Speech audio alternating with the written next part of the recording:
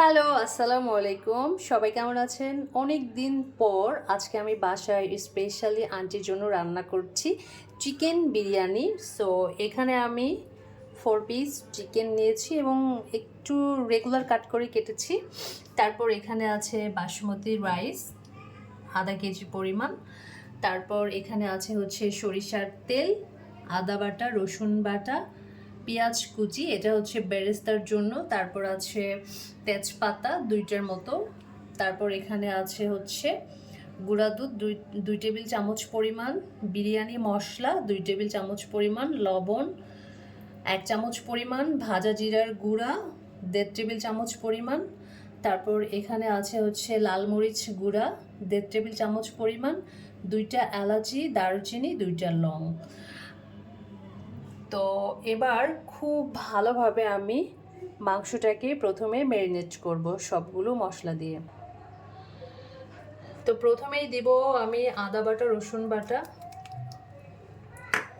তারপর দিব সরিষার তেল, এবার বাকি সব মশলাগুলো,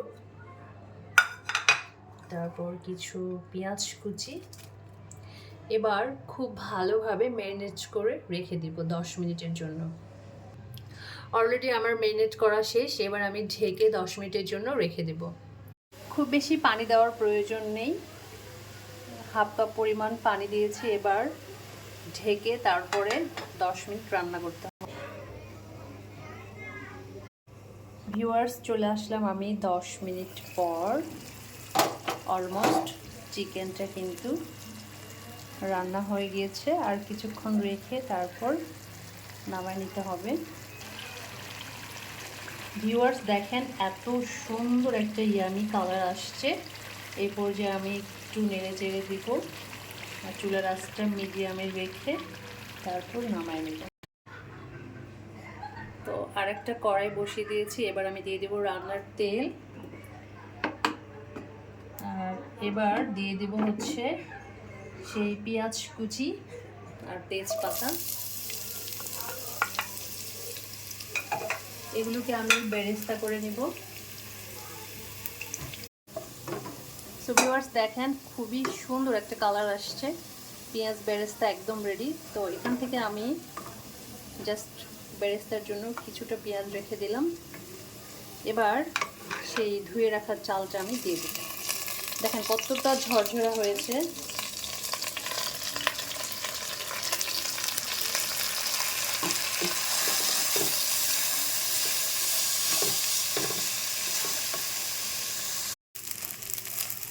ভিউয়ার্স দেখেন কত সুন্দরভাবে আমি চালটাকে ভেজে নিয়েছি।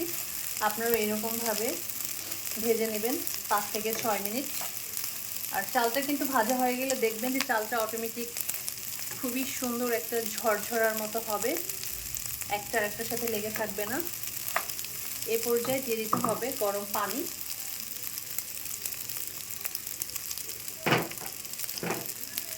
আমি আগের থেকেই পানি গরম করে রেখে দিয়েছি।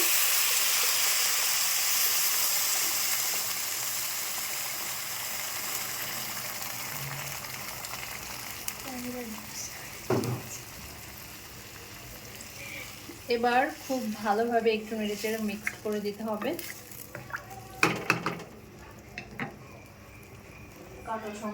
এবার দিয়ে দিব আমি 1 টেবিল চামচের একটু কম লবণ, যেহেতু চিকেনে কিন্তু অলরেডি লবণ মোটামুটি দেওয়া আছে।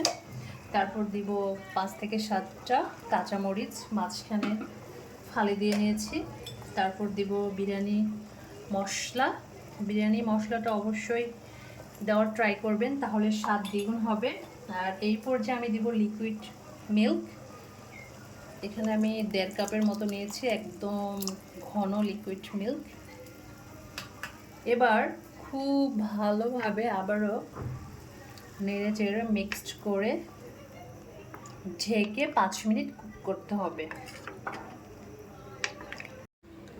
চলে আসলাম 10 মিনিট পর। ওয়াও, কি সুন্দর একটা স্মেল বের হচ্ছে, আর রাইসটাও কিন্তু অলমোস্ট সেদ্ধ হয়ে গিয়েছে। এই পর্যায়ে দিয়ে দিতে হবে সে আগের থেকেই চিকেনটা যে ভুনা করে রাখছিলাম, এটা এখন দিয়ে দিব।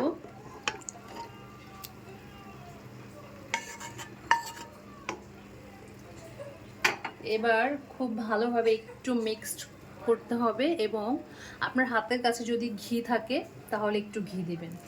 তো আমি জাস্ট উল্টে পাল্টে দিয়ে একটু ঘি দিয়ে দিব। আর খুব বেশি কিন্তু নাড়াচাড়া করা যাবে না, কারণ রাইসটা কিন্তু অলরেডি নরম হয়ে যেতে পারে। এবার একটু ঢেকে দমে দিয়ে রাখতে হবে 5 মিনিট।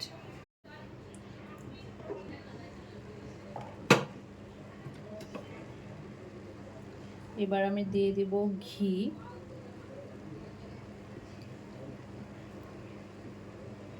অবশ্যই আপনারাও ট্রাই করবেন ঘি দেওয়ার জন্য।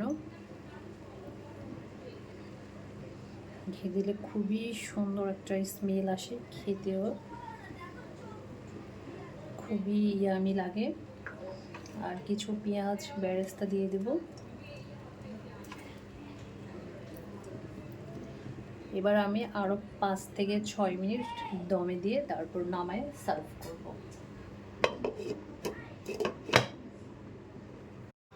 ফাইনালি আমার রান্না শেষ। এখন আমি জাস্ট সার্ভ করব।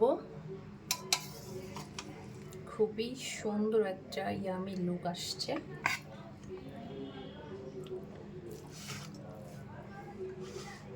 তো